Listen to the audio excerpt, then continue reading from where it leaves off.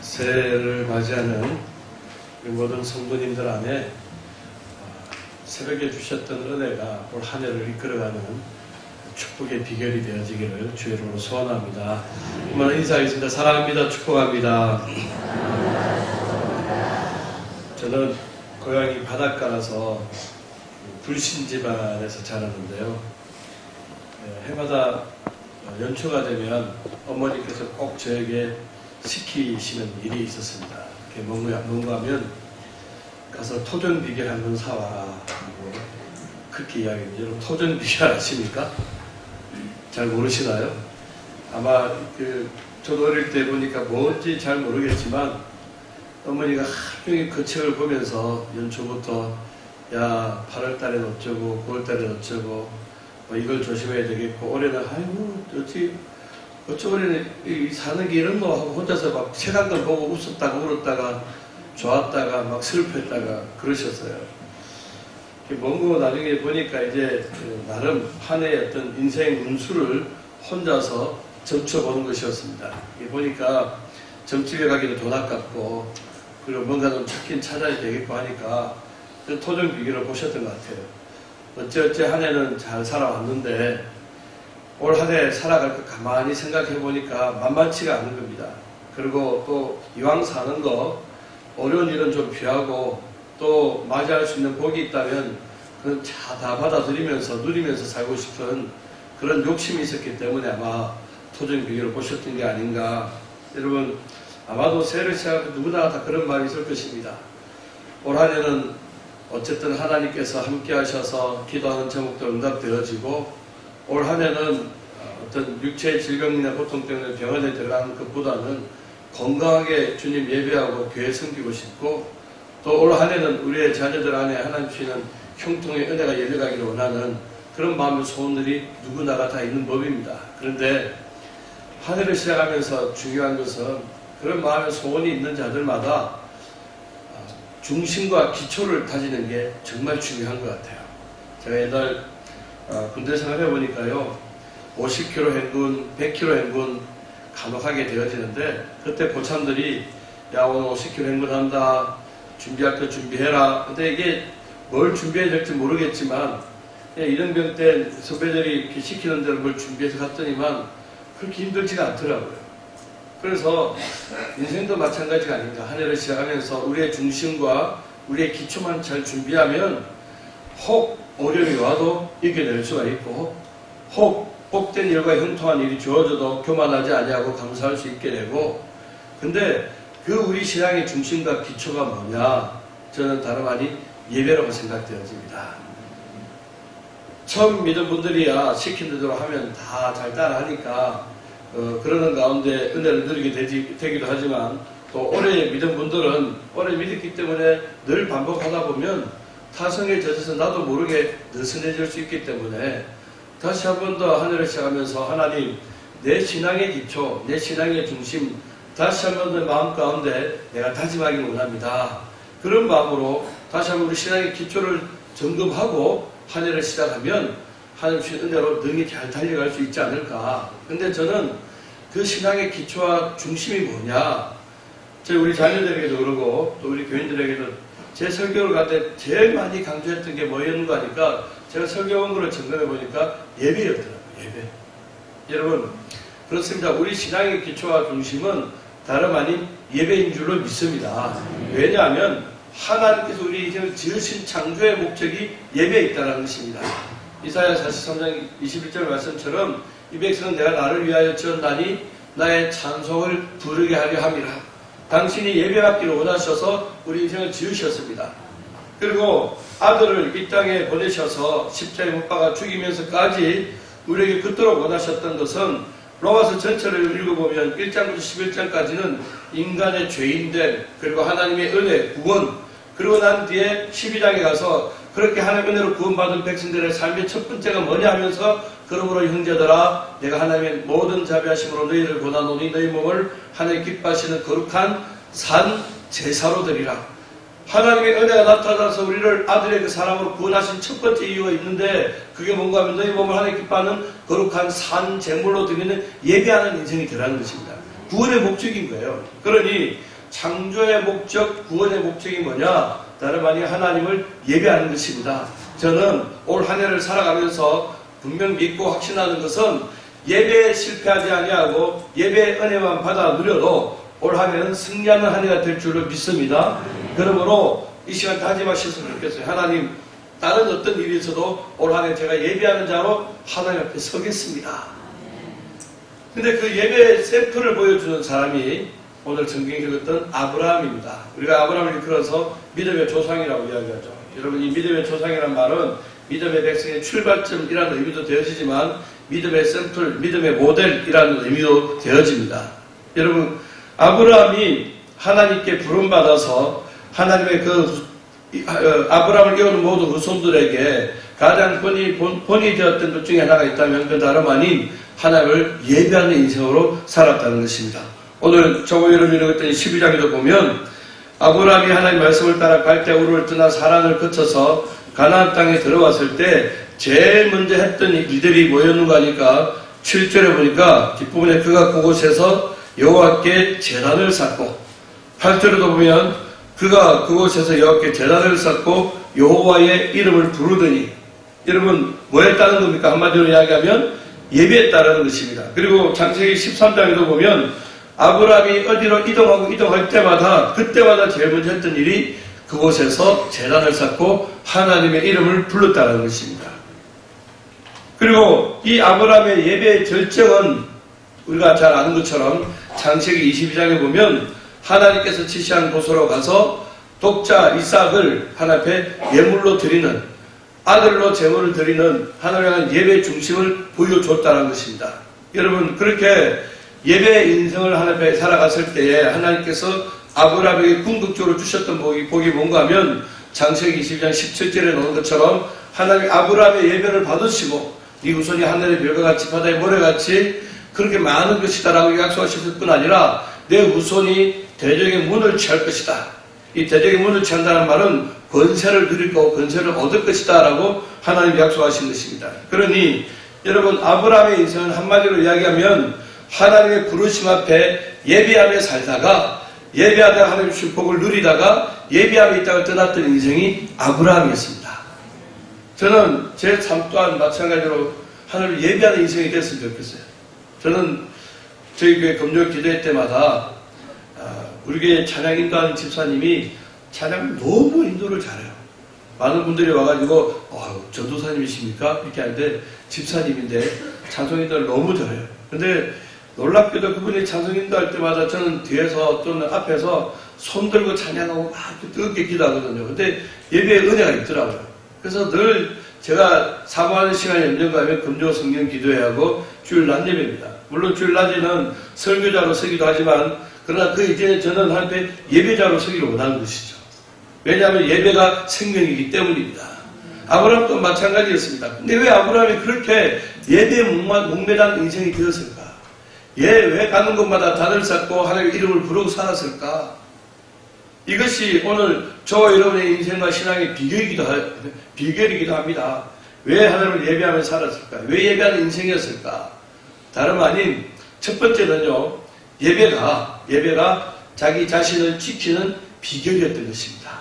여러분 12장 6절에 보니까 아브라함이 하란을 거쳐서 이제 5절에 보니까 모든 아내 사레와 조카 롯과 하란에서도 모든 소유 얻은 사람들이 끌고 가나안 땅으로 들어왔어요. 근데 이 가나안 땅에 들어왔더니만 6절에 누가 있는 거 하니까 가나안 사람 팔레스타인들이 그게 살고 있는 것입니다. 아브라함은 소수예요. 그와 함께한 가족들 기껏해 한 400명 정도 되지 않겠습니까? 그 휘하에 318명 있고 가족들 따지면 많아야 한 350명 정도 되어지는 소수였어요. 근데 그 가나안 땅에 이미 이제부터 살고 있는 7 족속들을 중심으로 한 많은 가나안의 사람들이 살고 있었다고요. 그들은 그들의 신을 섬기고 있었고 그들의 문화가 있었고 그들의 삶의 방식들이 있었습니다. 그러니 여러분 다수가 소수에게 영향받는 것보다 소수가 다수에게 영향받는 건 지극히 당연한 것입니다. 그런데 그 팔레스타인 사람들로 가득 차 있는 그곳에서 아브라함은 내가 갈대아 우르에서 하나님 그분 부르심 받고 그 먼 길 여기까지 왔는데 이제 그 하나님 붙잡고 살아가야 되는데 와보니까 다른 신 섬기고 다른 삶을 사는 사람들이 주변에 널려 있는 거예요. 가만히 돌이켜보면 자칫 자기와 자기 자식들 함께하는 모든 식솔들이 그들의 영향을 받을 게 뻔하게 보이니까 그들로부터 적어도 내가 하나님의 자녀, 하나님의 사람임을 다시 한번 선포하고 자기 자신을 잃지 아니하고 자기를 지키기 위해서 할 수 있던 게 뭐였는가 하니까 하나님의 이름을 날마다 부르는 것 외에는 없었다는 겁니다. 세상으로부터 영향받지 아니하고 세상으로부터 자기를 지키고 나는 하나님의 백성입니다. 하나님의 자녀입니다. 나는 당신과는 다른 가치관, 다른 삶의 방식, 다른 삶의 목적을 가지고 살아가는 사람이 나입니다. 이것 분명히 하고 자기가 자기를 지키고 싶어서 날마다 아브라함은 하나님을 예배하고 살았던 겁니다. 여러분 그렇습니다. 예수 믿는 우리가요. 예수 믿는 우리가 내가 나의 영적 정체성 이거 놓쳐버리면 우리의 신앙 생명 거기로 끝나는 거예요. 우리가 이 세상 가운데 변화받지 아니하고 세상으로부터 변화와 어떤 도전을 받지 아니하고 오히려 세상을 바꿔나가고 이 세상 안에서 나를 지켜나갈 수 있는 가장 중요한 영적 정체성이 있다면 그건 날마다 하나님을 예배하는 겁니다. 주일날 우리가 교회 와가지고 매일 모여서 같이 찬양하고 기도하고 하나님께 헌신하는 이유는 내가 나를 지키기 위한 거예요. 사람들 그 이야기합니다. 저는 아침마다 예배 끝나면 동네 조기 축구회를 갑니다. 축구를 너무 좋아해가지고 축구로부터 주어진 이 즐거움을 하루에 막 어떤 때는 이 즐거움을 너무 즐기는 것 같아요. 그러니까 중고등부 시절, 청년 대학 시절 가만히 살펴보니까 주일을 범하고 예배를 빠진 적이 제 기억에 딱 2번이 있어요. 그 2번이 언젠가 하니까 고등학교 때 친구들이 축구 시합 가자고 해서 축구 때문에 딱 2주 빠진 적이 있어요. 그런데 지금도 그 축구만 생각하면 아침에 어떤 때는요 기도하다가도 유혹을 받습니다. 야, 해가 떴는데 빨리 가야 되는데. 아침에 이제 봉사를 가면 동네 아저씨들이 아유 목사님 오셨습니까 하고 막 어떤 분은 할렐루야 인사하기도 하고 그러는데 근데 이제 이 동네 아저씨들이 이제 어디 시합 나갈 때쯤 되어지면 선수가 좀 모자랄 때가 있어요. 가끔 전화가 옵니다. 목사님 좀 힘든 부탁인 줄 아는데 주일날 좀 시간 내가 한 분만 빼서 무슨 말씀이냐고 이게 근데 어떤 때는요 이렇게 살짝 유혹이 와요. 그 한 게임이 새벽기도 끝나고 우리 교회 출근하기 딱 그 중간쯤 되어지면 할까 말까 그래서 아저씨도 유혹을 합니다. 목사님 그거 가지고 시간 낭비하고 끄다 가면서 교회다 돈까지 바치고 그걸 좀 한번 좀 쉬세요. 남들이 보기에는 주일날 가서 예배 시간 돼서 예배 드리고 봉사하고 헌금 드리고 하면 우리 삶을 드리는 게 낭비처럼 보이는 거예요. 근데 이 낭비는요 거룩한 낭비입니다. 이 거룩한 낭비를 통하여서 내가 하나님의 자녀 되었고 하나님 백성 되었다는 거 내가 스스로를 지켜가는 거예요. 근데 이 예배가 무너지기 시작하는 순간 내가 누구인지를 잃어버려요. 이 예배가 참 무섭더라고요. 제가 2000년도에 제주도에서 열방대학에서 DTS 훈련을 받는데 이 열방대학에서는 주일 외에는 뭐 수요일, 금요일 일이 없거든요. 근데 어느 날 강의가 일찍 끝나가지고 제주를 돌아보고 싶어 차를 타고 쭉 나갔는데 서귀포 성산 일출봉거리 근처에 갔더니만 아주 예쁘게 지은 교회가 하나 있는 거예요. 근데 그게 교회가 저녁 어서풀해질 때쯤 되어서 불이 켜져 있는 겁니다. 그래가지고 참 저 교회가 열심히 있네. 이게 저녁에도 불을 켜놓고 교회가 예배를 드리나 보다. 그러니까 저랑 같이 갔던 그 집사님 한 분이 목사님도 수요 예배 안 드리고 금요 기도 안 하니까 오늘 수요일인지 까먹은 모양이래요. 그러는 거예요. 그 말을 듣는 순간 그렇구나. 이게 쉽게 생각하고 수요일 빠지고 금요일 빠지고 이러다 보면 내가 지금 뭐하는 인생들을 놓쳐버릴 수 있겠구나. 근데 수요일 금요일 빠지면요 여러분 주일도 마찬가지입니다. 주일도 한 번 두 번 빠지기 시작하면 이게 여러분 와서 예배 드리는 이것보다 세상으로부터 주어지는 어떤 쾌락들이 육을 더 만족시키거든요. 그럴 때는 한 번, 두 번 빠지다 보면 예배의 자리 쉽게 벗어나게 되어지고 이 예배의 자리 벗어나는 순간 내가 누구인지를 잃어버려요. 여러분, 우리는 하나님을 예배하는 자로 부름받은 예배해야 될 인생들입니다. 이게 우리의 신앙의 정체성이에요. 이거 놓치면 이게 모든 게 무너져 내리는 겁니다. 그러니 우리 자녀들에게도 마찬가지예요. 자녀들에게 다른 어떤 것보다도 너의 영적 정체성, 네 삶의 중심은 너 하나님 예배하는 인생이야. 그런데 가끔은 부모들 가운데 아이가 교회 와서 예배하는 이걸 학교 가서 공부하는 시간보다 더 아깝게 생각하고 야 빨리 예배 들어 교회 가서 학교 가서 공부해. 때로 고3 되면 뭔 예배야. 올 1년만 참아. 여러분 이게 망각하는 겁니다. 뭘 망각하는가 하면 이 시간의 주인이 하나님이 아니라 나라는 걸 착각하는 거예요. 이 시간이 하나님부터 나에게 주어진 걸 망각하는 겁니다. 그리고 그걸 잊어버리고 내가 있어야 될 자리에 있지 아니하고 다른 곳에 있게 되어지는 그 순간 나는 내가 누구인지를 잃어버리게 되어집니다. 여러분 신앙생활은요 그걸 잊어버리는 순간 다 끝나는 거 아니겠습니까? 내가 누구인지를 모르고 나의 영적 정체성을 잃어버리면 거기서부터 하나님을 떠나는 것은 순식간이라고요.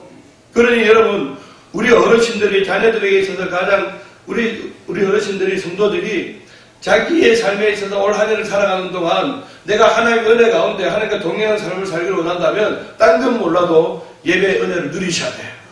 예배의 은혜로 살아가셔야 돼요. 예배할 때 하나님 주시는 생명과 복과 그 모든 약속이 우리 안에 흘러오게 되어지는 겁니다. 예배할 때 내가 나를 지키게 되어지는 겁니다. 예배할 때 내가 사단의 격에 매이지 아니하고 모든 영적 권세에서 영적 권세를 가지고 그 사단의 격에 이기게 되어지는 겁니다. 그러니 여러분 예배는 나를 지키는 거예요. 아브라함이 하나님의 예배하며 살았던 이유는 그 가나안 강남 가운데서 내가 하나님의 자녀, 하나님께 부름받은 백성 이것 잊지 아니하고 자기의 영적 중심을 지키기 위해서 예배하며 살았던 것입니다. 사랑하는 성도 여러분, 내가 예배를 드리지만 예배가 나를 지켜줍니다. 예배가 내 삶의 중심이 되어지면 마침내 아브라함이 누렸던 대적의 문을 취하는 그 복도 받아 누리게 될 줄로 믿습니다. 그러므로 올 한 해 정말 내가 하나님 은혜 가운데 흔들리지 아니하는 신앙생활, 어떤 유혹에도 실패하지 아니하고 시험에 들지 아니하고 날마다 하나님께 동행하는 은혜 복됨을 누리기를 원한다면 여러분 예배가 나를 지킨다는 사실을 기억하시길 바랍니다. 왜 아브라함이 예배하는 인생을 살았을까? 두 번째는요, 딴 게 아니라 감사와 기대 때문이었어요. 여러분 이 5절에 보니까 이제 아브라함이 갈대아 우르로부터 디그로스 유프라테스 강 그 하루에서부터 하란까지 가서 하란에서 다시 가나안으로 왔어요. 이 바벨론에서 보통 가나안까지 거의 직선거리로 가도 1100km가 넘거든요. 그러면 적어도 아브라함이 이동했던 거리는요 거의 1700, 800km 정도 되어지는 거리입니다. 근데 여러분 이 거리가 만만치가 않은 거예요. 옛날 우리 조선시대 때 명나라에 우리나라 사신들이 떠납니다. 보통 한 1000명에서 1500명 정도 떠난다고 그래요. 그럼 10월달쯤 떠나게 돼야 되는데 이 사람들이 10월달쯤 떠나서 새 될 때쯤 되어지면 명나라 황제 앞에 도달하는 겁니다. 그리고 거기서 다시 조선으로 돌아올 때까지 한 3개월이 또 걸려요. 2개월, 3개월, 한 4개월 내지 5개월의 여정을 가는데 그러다가 중간에 죽는 사람들이 반 정도 된다고 해요. 그 만주벌판에 중국에 있던 그 대륙의 추위 뭐 이런 것 때문에 죽는 사람도 허다하다고 합니다. 또 어떤 성경학자들은 이게 뭐 진짜인지 모르겠지만 예수님 탄생할 때 동방박사들이 3명이 아니라 한 500명이 먼저 출발했는데 힘들고 어려워서 다 떨어져 나가고 3명만 도착했던 그런 말도 간혹 하긴 해요. 멀리 가는 거니까 그 바벨론에서부터 가나안까지의 거리가 만만치가 않은 거예요. 뭘 얻고 소유하는 것보다는 가져갔던 걸 잃어버리고 또 심지어는 가솔이나 자기 자신조차도 죽을지도 모르는 그런 긴 여정을 해왔던 것입니다. 그런데 이 아브라함 같은 경우에는 잃어버린 것 없고 여행을 하면서 하나님에 가서 더 많은 것을 얻고 그리고는 가정을 일구어서 가나안까지 오게 된 겁니다. 그 아브라함의 생각에서 가만히 돌이켜보니까 그 긴 여정 하나님 약속 하나 붙잡고 왔는데 마침내 하나님 약속하신 땅에 이르게 된 거예요. 그 모든 여정 가운데 하나님의 지키심이 있고 더하시는 은혜를 누리고 내가 하나님과 함께하니까 이런 복됨이 있었구나. 그렇게 생각해 보니까 감사한 거예요. 감사한 거예요.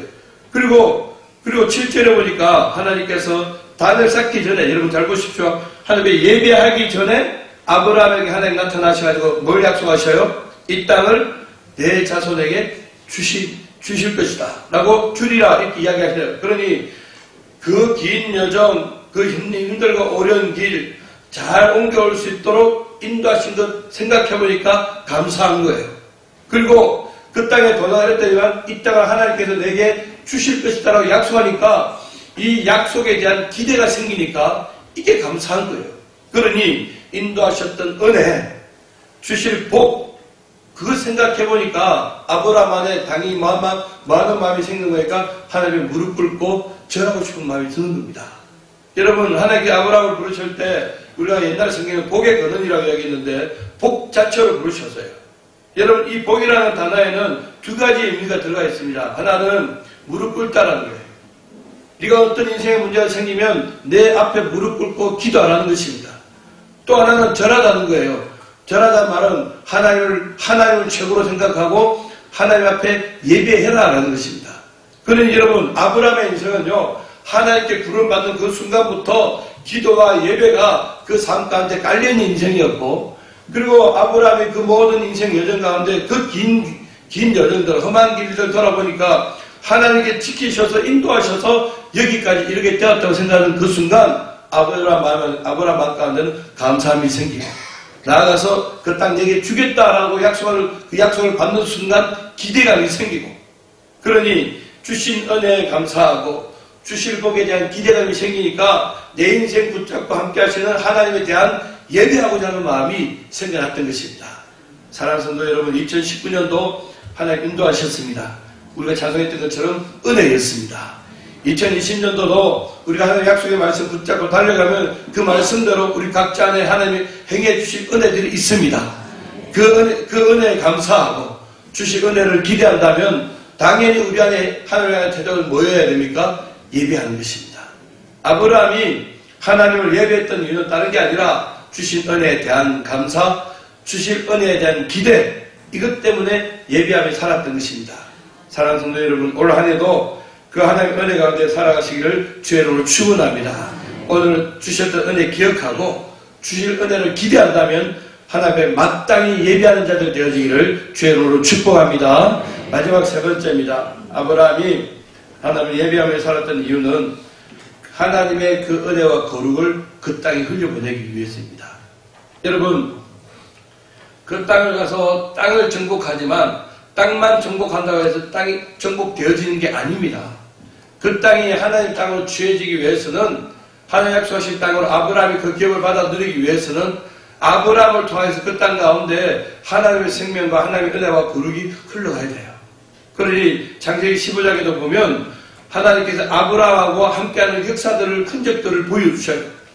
그래서 가나안 땅에 살면서 많은 사람들에게 아브라함이 해야 될 이유가, 살아가면서 해야 될 일이 있다면 그냥 그 땅에 그냥 있는 게 아니라 하나님을 예배하면서 적어도 너희들과 나는 다른 인생, 다른 삶, 다른 목적을 가지고 살아가는 하나님의 사람이야, 이걸 보여주는 거예요.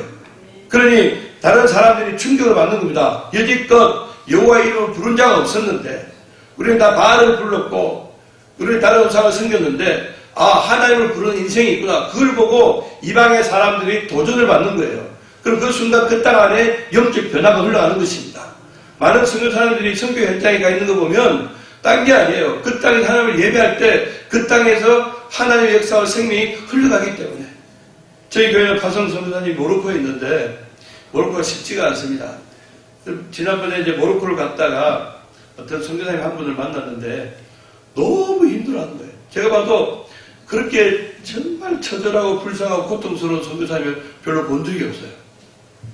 가가지고 재정 후원도 제대로 안 돼가지고 고생이란 고생은 다 하고 말도 안 통하고 그러는 가운데 그 선교사님 그 부인이 거기서 아이를 가졌는데 말도 채 안 되는 가운데 돈도 없는 가운데 겨울에 그 아이를 낳았는데 아이를 낳고 몸이 만신창이 된 거예요.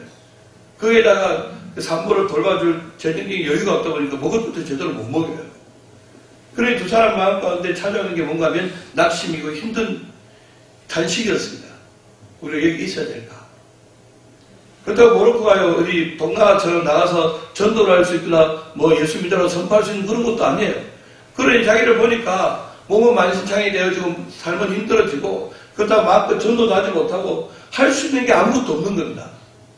그래서 너무 힘들고 어려워서 날마다 눈물을 쏟고 힘들어하면서 어떻게 하면 이 땅을 떠날까라고 고민하고 있는데 하나님께서 내가 너에게 다른 어떤 거 기대하지 않냐고 다만 너 가서 거기서 네가 예배하는 거 그거 원하신다. 그 마음 하나님 주신 거예요. 그러니 선생님 부부가 그냥 딴 거 없다. 우리 하나님한테 예배하는 것만 해도 성도다 생각하고 그 땅을 지킨 겁니다. 그렇기 때문에 하나님께서 시간이 지나면서 두 분의 삶을 지켜주실 뿐 아니라 암암 뒤에 모르게 그들을 통하여서 복음이 흘러가는 일들을 하나님 이루고 계시더라고요. 아, 이거구나. 우리가 특별히 뭘 잘하는 거 없지만 적어도 이 땅에서 교회 건물을 세워놓고 하나님을 예배만 해도 하나님 이 예배를 통해 이 땅 가운데 생명이 흘러가게 하겠구나. 여러분 대구가 시들어가는 이유는 딴 게 아닙니다. 마치 예리고성에 물 건너니 마른 것처럼 대구 안에 있는 교회들마다 예배의 근원이 말라가니까 이 땅이 시들어가는 겁니다. 역으로 이 땅이 회복되기 원한다면 아브라함이 가나안 땅에 예배했던 것처럼 아브라함이 예배하는 삶을 살 때 그 땅을 바꿔갔던 것처럼 우리도 마찬가지로 우리 가정 안에서 불신 가정이지만 내가 이 불신 집안에 나만 예배 잘 드려도 우리 가정 안에 영적 영향력을 흘려보낼 것이고 이 아멘교회가 이 땅 가운데 이곳 가운데서 예배를 하나님께 온전하게 올려드려도 예배를 통해서도 이 땅 가운데 하나님의 거룩한 영향력을 흘려보내게 될 줄로 믿습니다. 그러니 예배는 땅을 바꾸는 생명의 역사예요. 저 밀양에 가다 보면 이 국도로 쭉 가다 보면 청도에서 밀양 쪽으로 국도로 가다 보면요 가곡이라는 마을이 나와요. 그게 가곡교회라고 예쁘게 잘 지어진 건물이 교회가 있습니다. 근데 이 가곡교회는 어떻게 시작되어졌는가 하니까 저 강원도 정선 시골에서 태어난 어떤 전도사님이 이제 이 신학교 마치고 대구에 가서 사역을 하다가 참 좋은 교회 지금 원로 목사님으로부터 파송을 받아가지고 이 가곡에 가가지고 교회를 시작한 겁니다. 근데 아무도 없는 그 땅에 이제 이 전도사님이 가가지고는 흐름한 집을 하나 얻어가지고 교회를 시작한 거예요. 처음에 그 동네 가봤더니만 명절 되니까 온 동네에 왜 그 명절 지나고 나면 제사 지내고 난 뒤에 왜 놔두는 그 과일이나 이런 게 있지 않습니까? 이게 막 널브러져 있더라고요. 어떨 고무신도 있고. 그래서 해마다 그 고무신을 갖고 와가지고 혼자서 나이키표를 걸어가지고 그 고무신 신고 다녔다 그래요. 그리고 그 제사 끝나고 난 뒤에 놔둔 그 음식들 가져와가지고는 그냥 혼자서 그 사모님하고 같이 먹고. 그래서 그게 한 해, 두 해 살면서요. 그 가격교회가 세워져가지고 주변의 마을 사람들이 궁금해가지고 한 명, 두 명 교회 오다가 그 가격교회 안에 많은 예배하는 자들이 세워진 것입니다. 이거더라고요. 하나님 우리를 그 땅 가운데 보내시고 이 땅 가운데 있게 하신 이유는 예배를 통하여 그 땅을 회복시키기 원하시는 것입니다. 저는 이 아멘교회가 여러분 삶이 하나님께 온전한 예배자로 세워졌는데 그때 하나님 대구 땅 이 지역을 회복시키는 은혜를 허락해 주실 줄로 믿습니다. 예배가 이 땅의 생명을 회복하는 비결인 것입니다. 그래서 저도 올 한 해 저희 교회 두 가지 이제 그 예배에 관한 두 가지 어떤 그 목적이 두 가지 중요한 그 예배에 대한 도전이 있는데요. 그게 뭔가 하면 2월 28일부터 29일까지 24시간 예배를 드리는 지난번에 한번 해봤는데 지난 그 여름에 한번 해봤는데 24시간 예배 너무 좋더라고요. 그래서 우리 교인들뿐 아니라 주변에 많은 교인들 다 오라고 해가지고 각 교회 찬양팀 또 어느 선교팀 해가지고 7, 8팀 해가지고는 1시간 내지 1시간 반씩 금요일 저녁 6시부터 토요일 6시까지 예배를 드렸어요. 어떤 사람은 24시간 예배 드리는 분도 있고요. 근데 연인은 제가 볼 때는 한 500, 600명, 700명, 600명 정도 같이 와서 예배를 드렸는데 그때 그 마음까지 생긴 소망이 뭔가 하면 정말 우리가 예배하면 하나님께서 우리를 회복시키시고 이 땅도 회복시키는 은혜를 주시겠구나. 여러분, 예배가 축복입니다. 회복의 비결입니다. 대부분 예배할 때 살아나게 될 줄을 믿습니다. 여러분의 가정도, 이 아멘교회도 하나님 더욱 예배할 때 하나님께서 흥하게 하신 은혜를 주실 줄을 믿습니다. 그러니 여러분, 양보해서는 안 됩니다. 우리 자녀들에게 예배하는 자리에 와라. 새벽에 깨워서라도 와야 되고, 주일 예배는 더욱 말할 것 없고, 적어도 이 시간만큼은 내가 절대로 놓치지 말자. 여러분, 말씀을 정리하겠습니다. 아브라함은 예배하는 인생이었습니다. 예배를 통해서 하나님 약속하시는 복됨을 받아 누렸습니다. 예배하는 가운데 이방 가나안 사람들에게 물들지 아니하고 자기를 지켰습니다. 예배하는 가운데 하나님 주셨던 은혜를 날마다 되새기고 감사하고 주신 은혜를 기대하고 소망했습니다. 그리고 그 땅 가운데 묵묵히 예배할 때 그 땅을 바꾸시는 놀라운 생명의 회복의 역사도 이루어내었습니다. 이게 예배의 축복입니다. 올 한 해 잘 살기를 원하신다면 다른 어떤 기도 제목보다도 하나님 이 아침 결단하겠습니다. 예배의 은혜로 살아가게 하옵소서. 예배의 승리자 되게 하옵소서. 여러분, 예배에 성공하면 인생에도 성공합니다. 예배 복됨이 흘러가는 한 해가 되어지기를 주님의 이름으로 축원합니다. 기도하겠습니다. 여러분, 이 시간 하는 서로 통성으로 기도했으면 좋겠습니다. 하나님, 예배가 나를 지킵니다. 하나님, 예배가 주신 은혜에 대한 감사며 주실 복에 대한 기대입니다. 예배가 나를 살리고 가정을 살리고 교회와 이 땅을 살리는 생명의 통로와 축복의 통로임을 믿습니다. 그러므로 하나님, 올 한 해 내가 예배의 은혜로 살아가겠습니다. 예배하는 자리에 있겠습니다. 하나님, 개인의 예배, 가정의 예배, 공동체 예배를 통하여서 하나님 주시는 축복을 받아 누릴 뿐 아니라 생명을 흘려보내는 자로 이 땅 살아가기 원하오니 주여, 예배의 은혜로 살아가는 2020년 한 해가 되게 하여 주옵소서. 예배의 복을 달라고 우리 주님 찾고 하나님 성으로 기도하겠습니다. 주여.